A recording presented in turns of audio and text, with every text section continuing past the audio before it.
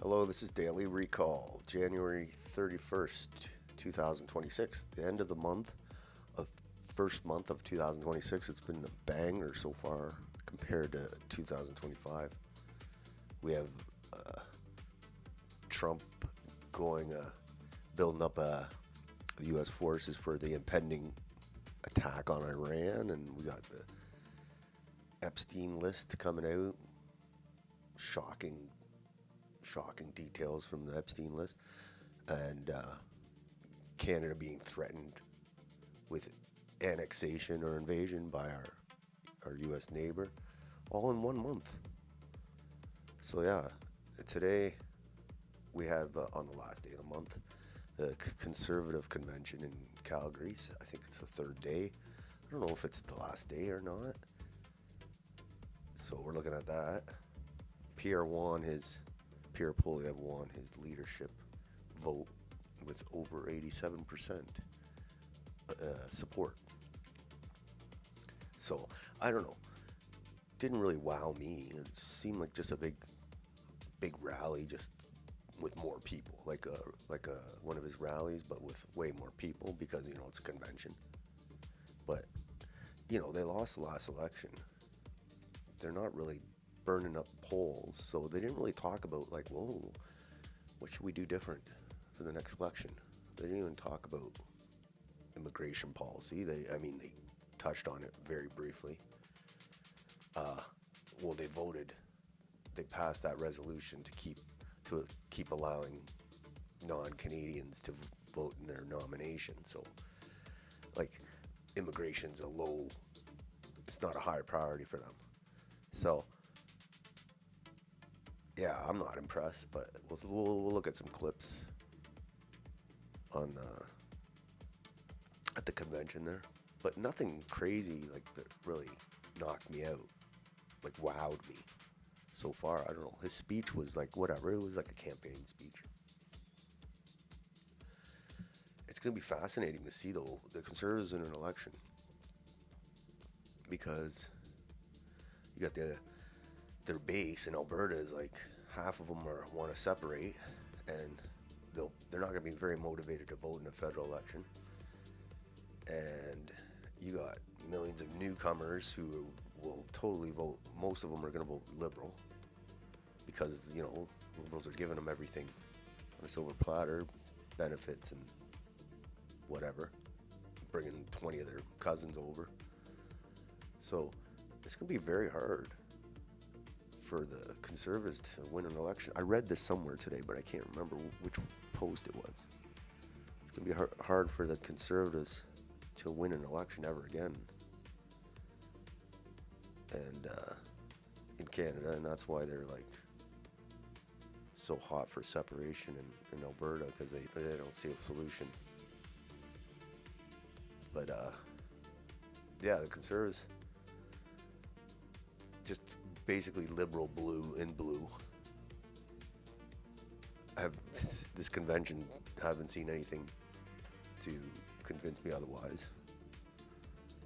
All right, let's go.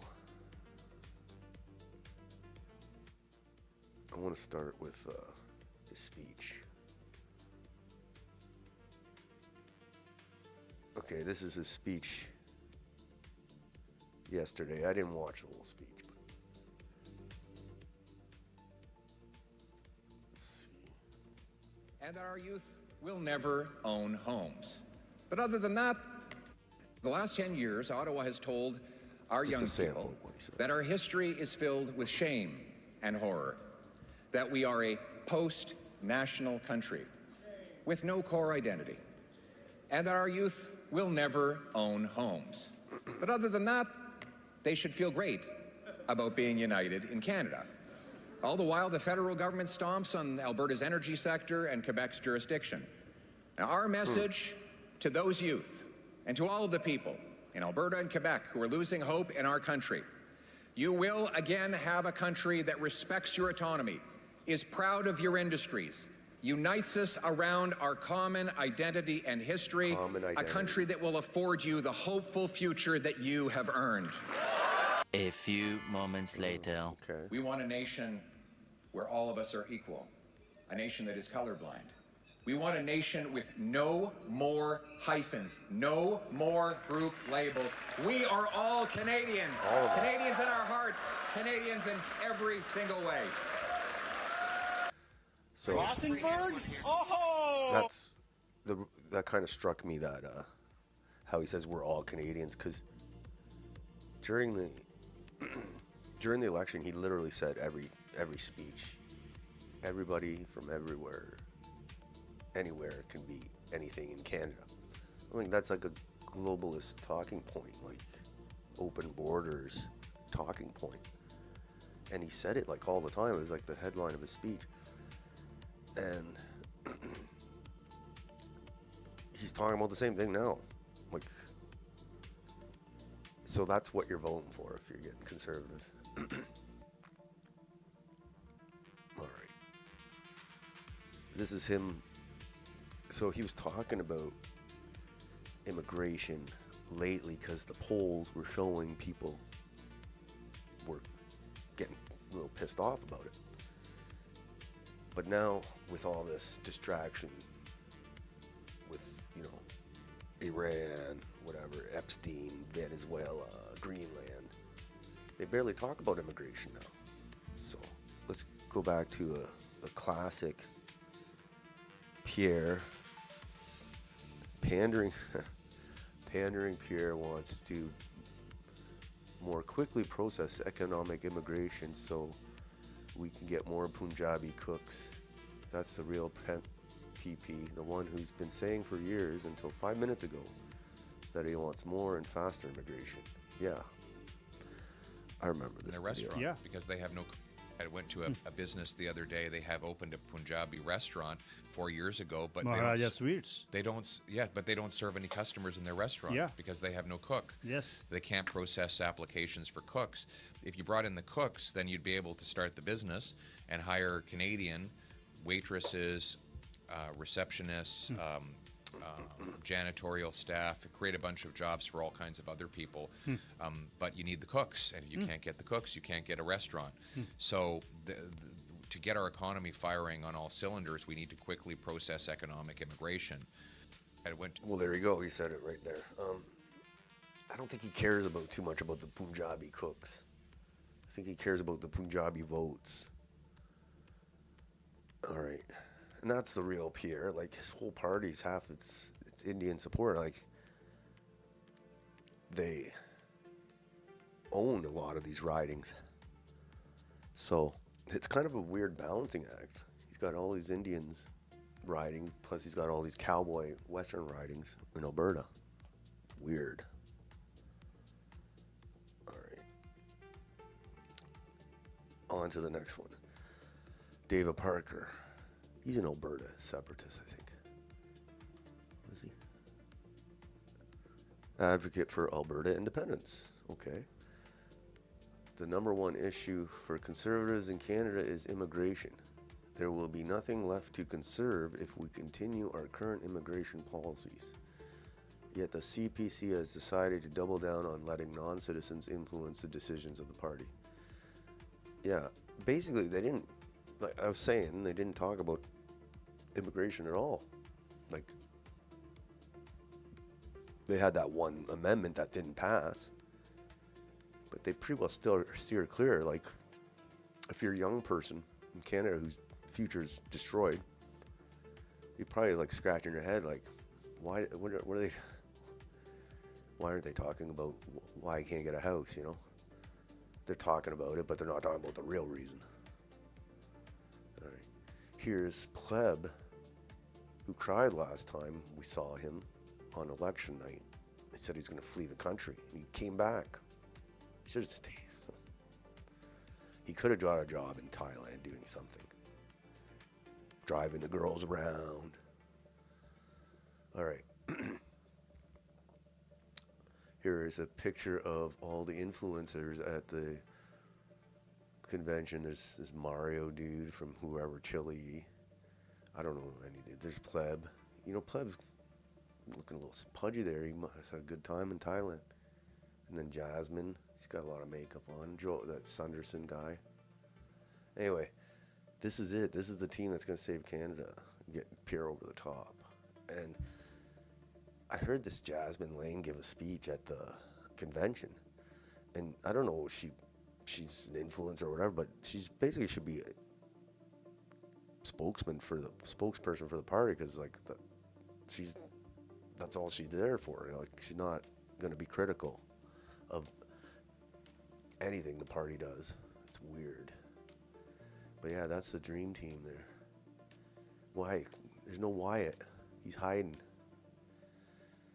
All right, here's John Paul Berg. I agree with what this says, and until people really realize it, there's nothing. I don't know if anything's going to change. Probably not, even if they realize it. But the illusion of opposition. Pierre Poilievre and Mark Carney are two sides of the same central bank coin. Pierre plays the role of controlled opposition, disseminating feckless and scripted rhetoric to provide low-resolution Canadians with pressure relief valve while they watch their country being destroyed.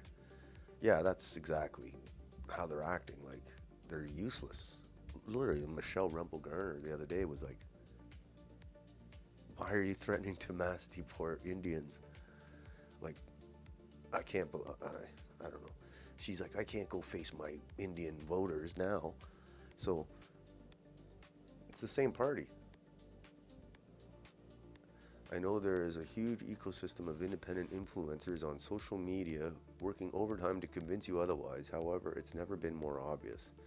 If they're still endeavoring to blow smoke up your ass regarding Brokeback Poilievre, they're either profoundly ignorant or they're working. Okay, Brokeback Poilievre. Poilievre's political mentor in Ottawa was John Baird. And John Baird's got quite the reputation in Ottawa, so you can put two and two together there. Brokeback Pierre. I'm assuming that's what he's talking about. All right. Here's Jerry Lay. Deputy PM. He will be Deputy Prime Minister if the Conservatives win. Right now, he's Deputy Leader of the Conservative Party, Tim Singapal or whatever the hell his name. He voted yes to allow foreigners to vote on policy at party conventions. How was that resolution even allowed? Give it a few more years. With more immigrants, it will pass. Conservatives will be the party of foreigners. Basically,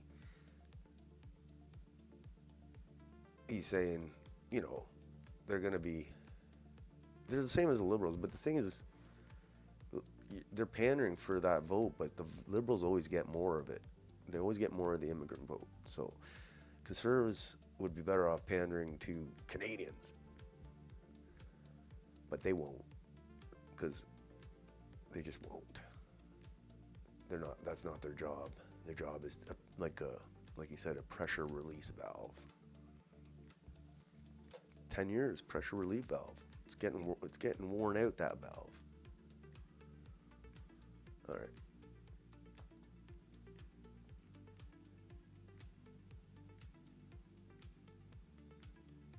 Okay.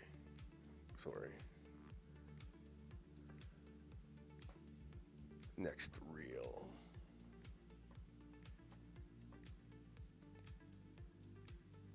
This is Pierre talking about whatever foreign conflicts. I thought this was funny for a few reasons.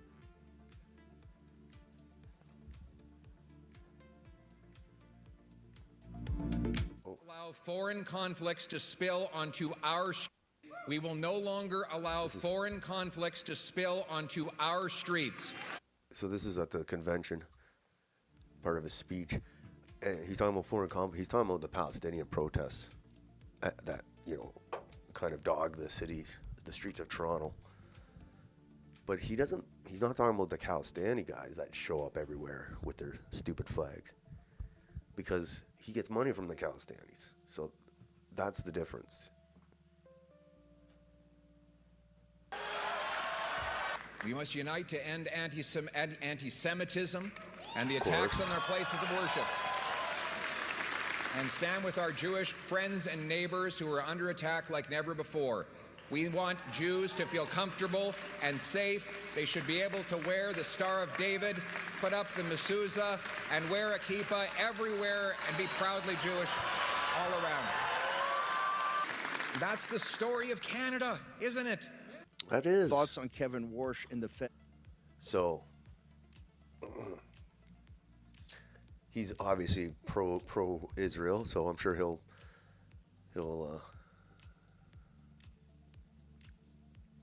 Greg Wycliffe says disavows foreign conflicts, picks a side in Israel versus Palestine foreign conflict. That's the story of Canada. Yes. He's a total Zionist shill, but also the fact is he'll criticize the Palestinians nuisance protests that they keep letting happen, Toronto police, but he won't say shit about the Palestinian things that are way worse, way more serious problem, way more serious, because he wants the Palestinian money. Anyway, so you need some consistency on that too. You know. Okay.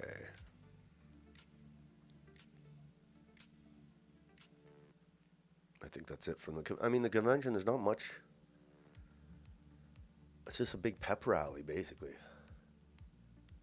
He got 87% support. They didn't really talk about why they lost the election, and they didn't really say how they're going to win. They're just going to do the same thing, I guess, as last time and hope for a better result. But even if they win, like I said, look at their deputy leader. He's going to bring in more Indians. He when he was a minister with Harper, he went to India and he said, we're going to bring more Indians. All right. No cook. Yes. They can't process applications for cooks. Let's look at the... If you brought in the cooks, then you'd be able to start the business. The third world file for today. There's always something new. Always something new. I was looking at this, my old city of London, Ontario. This is a weird one. London police. This happened the other day. London police charge 4 alleged Chinese nationals after armed trespassing into Western University Chemical Lab, my old university. Search warrant recovers numerous precursor substances and finished high explosives in nearby London homes. Search warrants were also executed in Ottawa and Gatineau. 2 suspects either attended or graduated from the university. All 4 required a Mandarin interpreter. That's crazy. Police remain tight-lipped after armed break and enter at Western University. This sounds like something out of a movie. What are they, trying to be Spider-Man or something? Western University Chemical Lab leads to numerous precursor substances. Okay. So what's going on there? Maybe they were making some fentanyl, some drugs, or bombs. Who knows?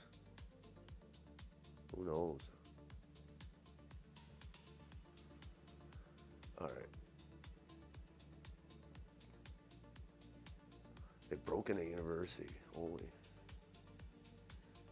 Sounds like, I think they were just cooking up some killer meth with all the university chemicals. That's probably all it was. You wouldn't expect Indians to do this. It's a lot of work. I could see Chinese people doing this. Explosives, though. They say it's explosives, so not drugs. What would they do with explosives? All right. What are those Chinese up to?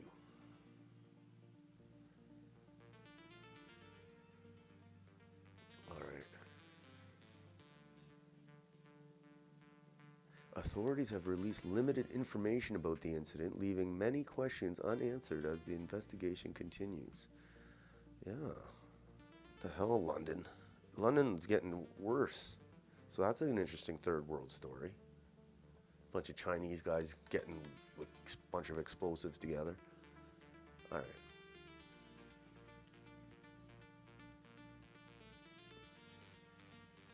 Here's what this guy says. About the story coming out of London, Ontario, that the authorities aren't fully explaining. Last Saturday morning, campus security stopped a man trespassing at Western University's engineering complex. He was armed. When police tracked a second suspect back to a nearby home, they found something much worse. Court documents describe numerous precursor substances and finished high explosives.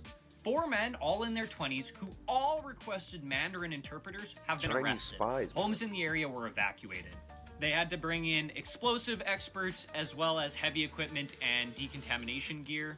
This is where it starts to get complicated. One of the accused names matches a student listed at Western's engineering lab. This is a lab that works on materials for nuclear reactor applications. Western, of course, Chinese will not spies. confirm or deny if any of the accused are I current bet you or there's so many former Chinese students. spies. They're not going to say if lab materials are missing either. A lot of investigative journalists are asking, was this a criminal enterprise, a cell with extremist motives, or something tied to foreign interference? Right now, we don't have any answers. Why I think Canadians need to care about this, one is campus security. A gun and explosive precursors appeared near a major university without any early detection. Secondly, a lot of these universities work with sensitive materials and dual-use science, knowledge that can be used for both good and bad purposes. The third thing we need to be worried about is foreign interference. Now, all of these men asked for Mandarin interpreters. I find that extremely interesting. We don't know if there was any foreign I'm actor sure they know involved. English. But Canada, we know, faces systemic interference. And it's coming from multiple countries: Russia, India, China, Iran. Again, I think them requesting Mandarin interpreters is extremely interesting, and it leads me to wonder, how comfortable can we really be diving headfirst into bed with China, especially in areas with law enforcement collaboration? Yeah. So that's a crazy story. We'll have to keep an eye on that. It's right in our neck of the woods here. But usually, you don't really hear Chinese building explosives, but I guess why not? No, not surprised by anything anymore. All right. What are those Chinese up to? And they're very tight-lipped about it too, so it sounds... We'll have to keep an eye on it. All right. Here's the good one. Conservative Deputy Leader Tim Paul, who voted at the convention today, that was yesterday, to continue allowing non-citizens to vote in party nomination races, is the same MP who traveled to Punjab in 2011 to help lay the groundwork for bringing hundreds of thousands of Punjabi immigrants to Canada under the banner of international students. I remember when this happened. He was a minister, wasn't he? Today, while young Singhs are trafficked, In the exploited Harper by government. corrupt agents, and sold illegal pathways to residency through the trucking industry, the big Singhs, those who profited politically from opening these channels, still sit comfortably inside Canada's parliament, untouched and unaccountable for the chaos their policies unleashed on both Canadian and American national security. All the crimes committed by individuals who arrived in Canada from Punjab under student and temporary visa programs, drug trafficking, assassinations, and other ridiculous. organized criminal acts can be traced back, not to the Liberal era, but to Stephen Harper's Conservative government. In 2011, during his visit to Punjab, Canada's then Minister of State for Democratic Reforms, Tim Uppal, pledged that the Canadian government would now give visas to Indian students more than any other country. The article notes that Uppal was accorded a warm welcome by Youth Akali Dal President Bikram Singh Majithia, the same Majithia who is now jailed on drug trafficking allegations.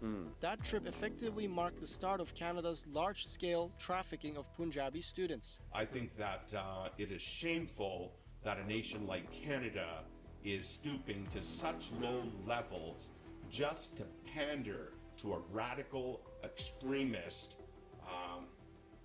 in my opinion, fake religion called Sikhism here in Canada.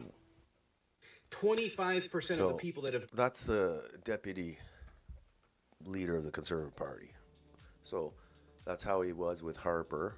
And if he wins again with Pierre, that's how he's going to be again.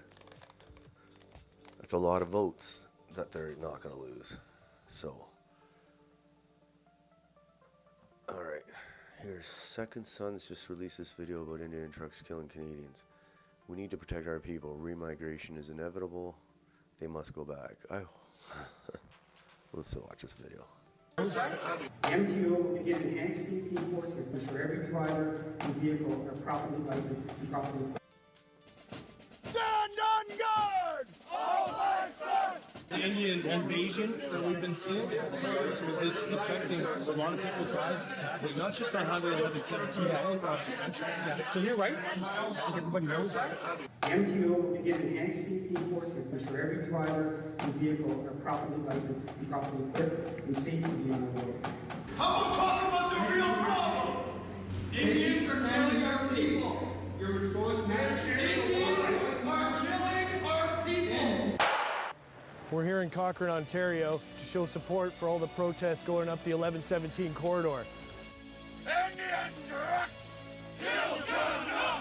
But this is a problem bigger than just this highway. It's all across Canada. Indian truckers are killing Canadian citizens. The Humboldt Broncos happened back in 2018. Yep. And we have done nothing to change any of the circumstances now. And it's getting worse. Second Sons members are gathered here today in Orillia, Ontario to try and bring some awareness to an ongoing and growing issue on our highways. That being the record numbers of Canadians who are being killed and maimed in transport truck collisions. It is directly the responsibility of the injection of a foreign diaspora population into our country.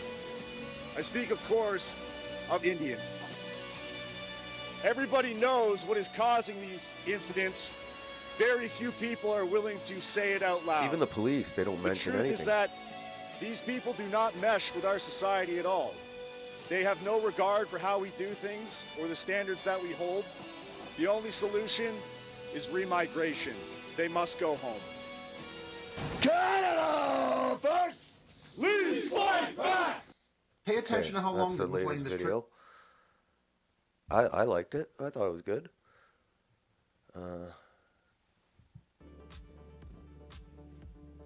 But you know, they're not wrong. Like the Humboldt Broncos thing, it's a disgrace that they still let this happen. And there's going to be another one. There's going to be another tragedy. Well, there are tragedies, but there could be another big one. And it's just, you got like, you're putting, like, taking your life in your hands when you travel down the highway now. You got to worry about, oh, am I going to get am I going to get crushed by a truck? Never had to worry too much about that before. What's going on here? York Regional Police engaged in treason after raising a Pan-African flag. I don't understand all this flag raising business. I don't understand. Those cities have lots of work. They have so much work to do to keep the city running. I don't know why they do all this flag raising. It's just commie tactics just to destroy whatever country the country stands for and have all these different flags. Sounds petty, but it's true. Today we raise the Pan-African flag at our headquarters in Aurora and at each of our districts to celebrate the beginning of Black History Month. Whatever. I think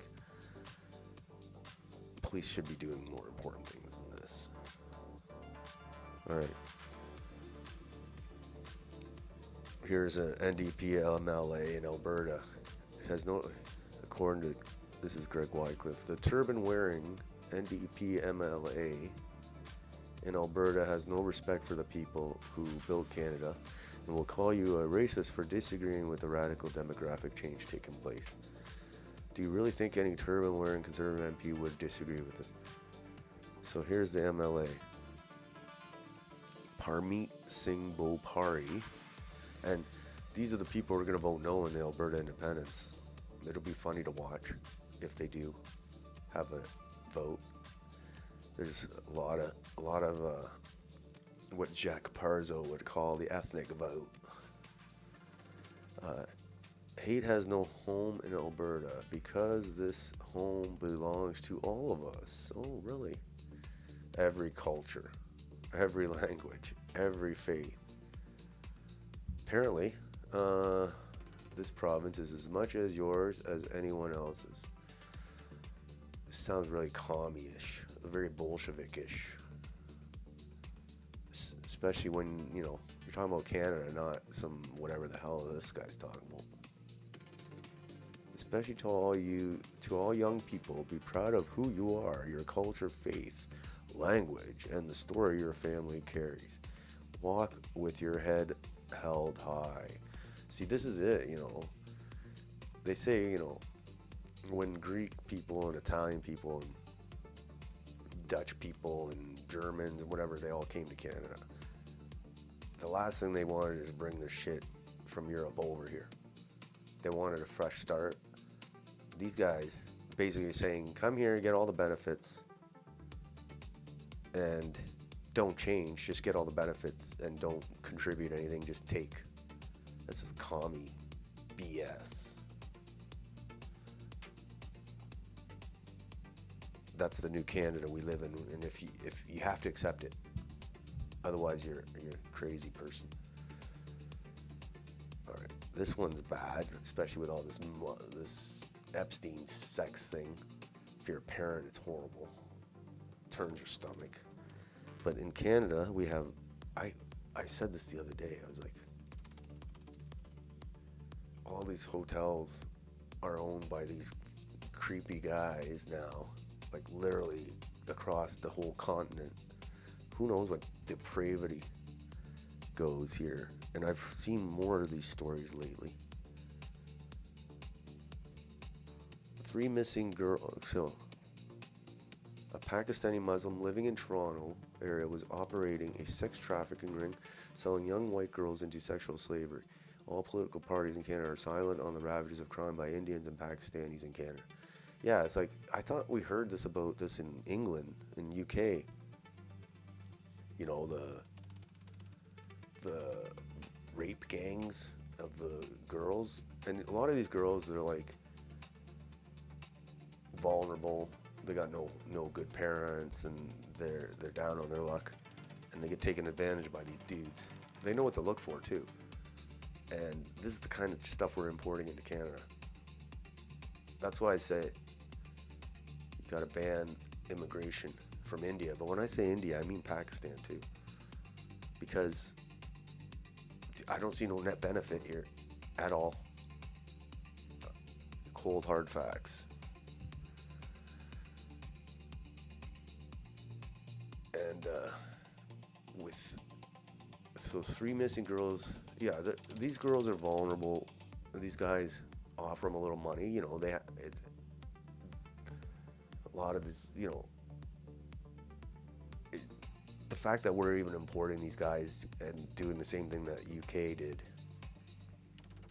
is ridiculous. It's only going to get worse unless you have some real remigration. These guys should be remigrated. They shouldn't get any like appeals and this and that to keep them in the country. They should be gone. In South Korea, if you have a joint, you're gone the next week. Like, it's ridiculous how strict they are. But it's a no-brainer. All right, let's go for some Epstein stuff. All right, look at the list. It's a huge list too. I don't know what's going to happen with Epstein. This could be just a distraction. I don't see any arrests. It could be just a sacrifice, just to, you know, let a few people off, sacrifice a few reputations and protect the big. I don't know what's going to happen, but it's disturbing. Turns my stomach.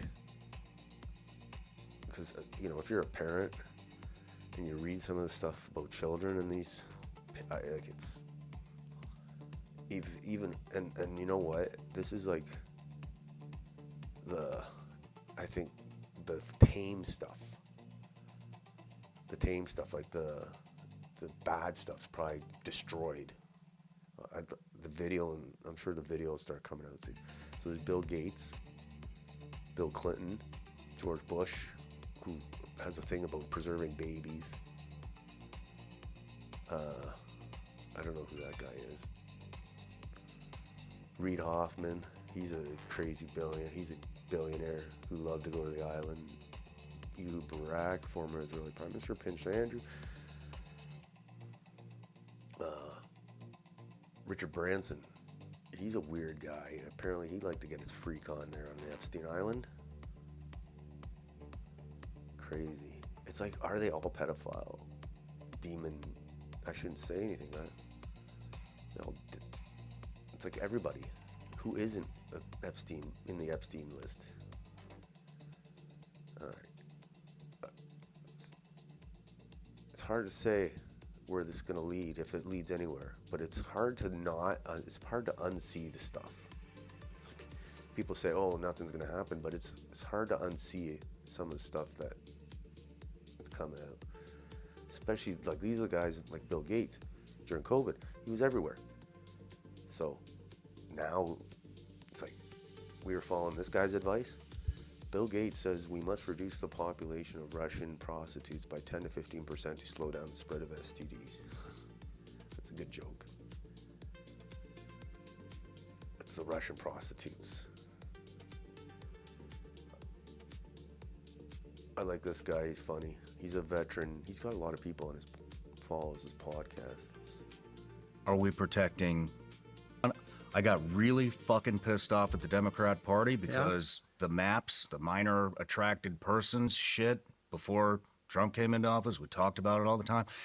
Now, why are we protecting? Why is the White House protecting pedophiles? Why is the White House protecting pedophiles? I just don't understand it, Ro. I can't fucking get it through my head why we would protect pedophiles. The other thing is, this country has the biggest fucking problem with sex exploitation and sex trafficking in the world. We can talk about fucking Venezuela and Mexico and Ukraine and Russia and fucking China and waste, fraud, and abuse and fucking liberals this and Democrats this and Republicans. And we have a pedophile problem. We have a fucking pedophile problem in this country. We do. And nobody's doing anything about it in government except you and Thomas Massey. What the fuck is going on? You know how I know this? Because is everybody in government a fucking pedophile now? What the fuck is happening? It's a good question. It's kind of depressing when you think about it, and I'm sure they say this is Canadian, like Carney and Trudeau are in the Epstein files, but I haven't seen anything like juicy emails like seen with the other ones. But I'm sure they're all compromised. I'm sure they got Doug Ford in there too. This is funny. I remember all these shows telling people to move on from Epstein. Remember, they were trying to get the files, and yeah, this is the excuse. They were saying, I'm going to make the case that even though there are unanswered questions about Epstein, it is in fact time to move on. Dinesh D'Souza. Yeah, all these pro-Israel commentators with lots of followers were saying the exact same thing about Epstein, Ben Shapiro, all Mark Levin, and now it's like they're very quiet now. There's Simon Godek. It's all of them. Yeah, if it's all of them, what do we do? It's kind of hard to fix that problem. If it's all of them, probably is all of them. Zach Schmidt. This Epstein stuff just proves how compromised the entire establishment and society is. Our countries are run by sick pedophiles. Shit is real. Yeah. It's like you have to be a pedophile to be in the government. Is that how it works? Because like then I guess they can blackmail you then. They film you and shit. And there was a lot of this Epstein Jew-to-Jew emails denigrating non-Jews. Email subject yacht slut. Yeah. So basically, there's a lot of emails where he's talking about non-Jews in a derogatory way, and kind of like a Jewish supremacist. And Yeah. This guy had his hands in everything. He had his fingers in everything. Literally. Politicians, scientists, academics, sports stars, movie stars.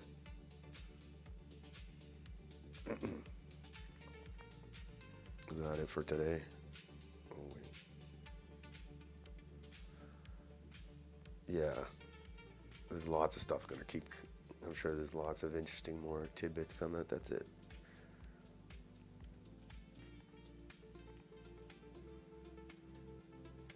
Alright. So yeah. And we still gotta wait to see if they bomb Iran. They didn't send a bunch of aircraft carriers there for nothing. But wow. February already, we'll see. We'll see if the second month of the year is as exciting as the first. I think it's been more exciting than all of 26. 26 was kind of boring. We had Carney. Basically, they switched Carney over from Trudeau, and that's it. We had the election, and that's it. But has anything changed in Canada? No. Things are changing. I don't know if it's for the better or for worse, that's for sure. So, next broadcast will be January 4th. I'm sure lots of shit will happen then. Until then, have a nice rest of your weekend.